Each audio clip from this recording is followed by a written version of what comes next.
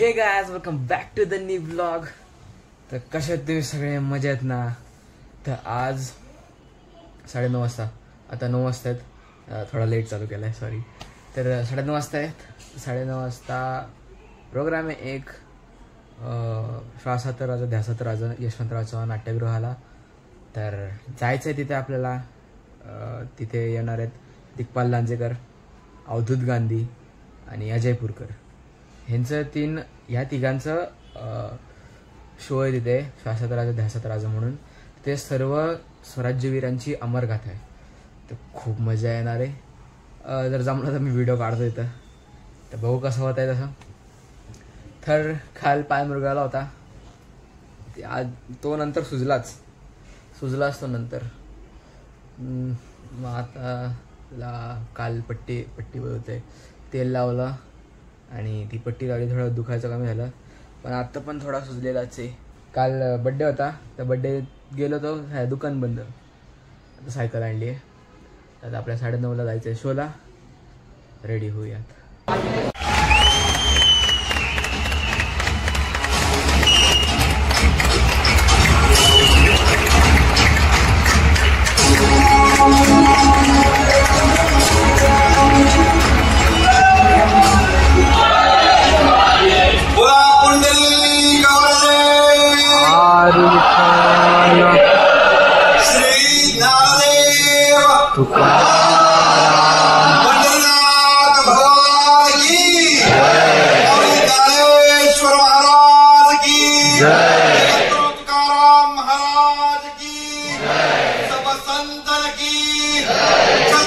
शिवाजी महाराज की जय।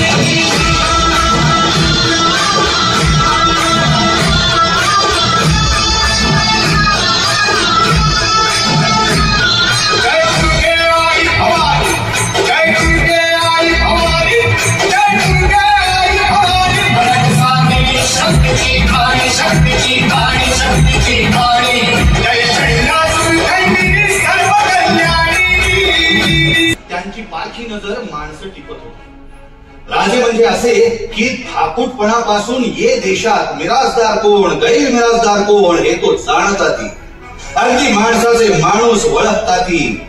लहान वयात देखील त्यांची बुद्धी तल्लख होती। शिवराजांनी अशी अनेक माणसं आपल्या मायेच्या पंखाखाली घेतली। तान्हाजी, सूर्याजी मालुसरे, यसाजी कंक, सूर्याजी काकडे, बाजी जेधे, त्र्यंबक सोनदेव, बापूजी मुदगल, नारोबा, चिमणाजी बाळाजी देशपांडे, दादाजी नरसप्रभू गुप्ते, अहो किती नावं घ्यायची। होते तुळजा भवानीचे भग्न मंदिर, बडव्यांनी विटंबना टाळण्यासाठी लपवलेली पांडुरंगाची मूर्ती, अणतूरचा भग्न खंडोबा, त्यांच्या कानात घुमू लागलेल्या असंख्य माय बहिणींच्या आर्त किंकाळ्या। राजांभोवती खानानं आपली मगरमिठी कसली, राजाला हालचाल करणं सुद्धा अशक्य झालं। तेवढ्या खानानं आपला एक हात सैल करून कमरेचा फळा धरला, खंजीर उपसला आणि राजांच्या पाठीवर घणाघाती वार केला। पंताजी काका कळवळले, त्यांना क्षणभर वाटलं चुकलो आपण, ही योजना आता। आणि त्यांचे विचार पुढे जायच्यावर त्यांना दिसलं की खान भेलकाटतो आहे, त्याचा संपूर्ण शरीरावरचा तोल गेलाय आणि शिवाजी राजांनी त्याची कोच वाघनखांनी पुरती उचलून काढली आहे। शिवाजी राजांच्या अंगी आता वायुपुत्र हनुमानाची गती संचारते आहे आणि ते पहा शिवाजी राजांनी आपल्या बाहीतून बिचवा काढून खानाच्या पोटाला लावला आणि एकाच घावात त्याचं पोट चढा फाडून कोथळा बाहेर काढला। राजे धन्य तुमचं शस्त्रज्ञान, धन्य तुमचं शौर्य। खानाच्या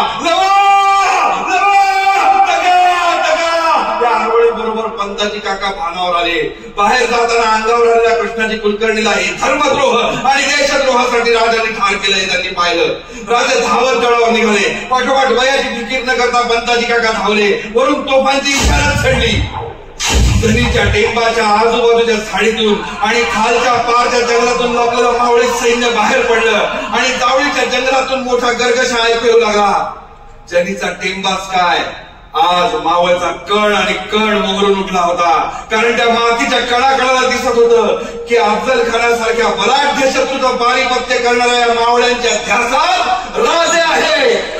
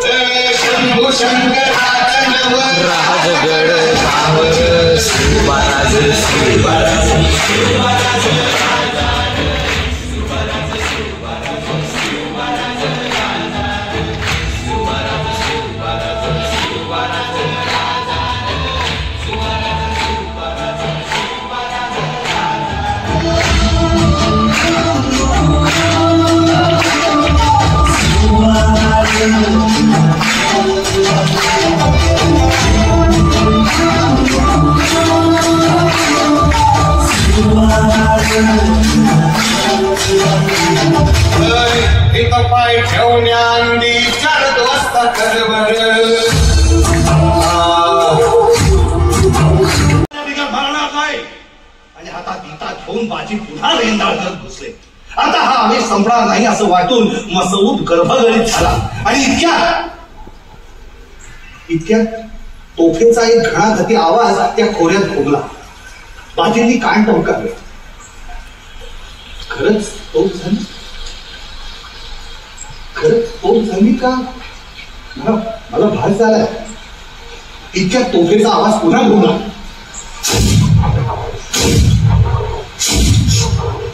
एका मागोमाग एक सलग 5 तोफा वाजल्या. बाजींच्या हातातला इटा सावकाश खाली आला. आतापर्यंत त्यांना घाबरून मागे सरलेल्या अक्षमांची त्यांच्या भोवती दाटी व्हायला लागली. अंगावर वार होत असताना बाजी हसत होते, म्हणत होते, राजे शेवटचा मुजरा, राजे शेवटचा मुजरा.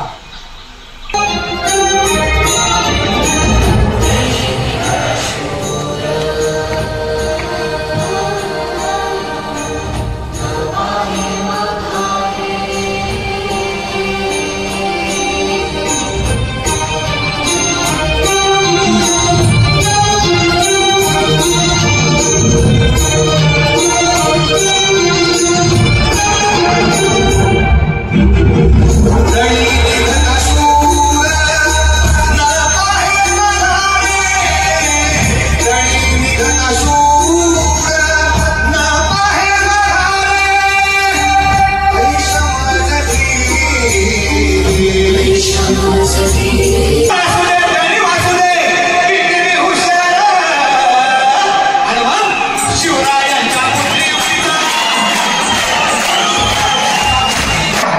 राजांनी आता युगत मांडली. काय मांडली?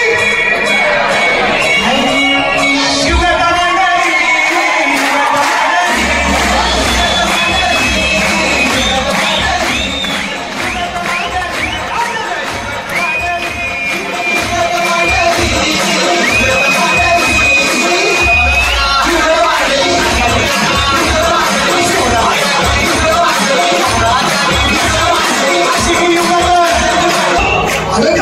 नाही सुरू होणार.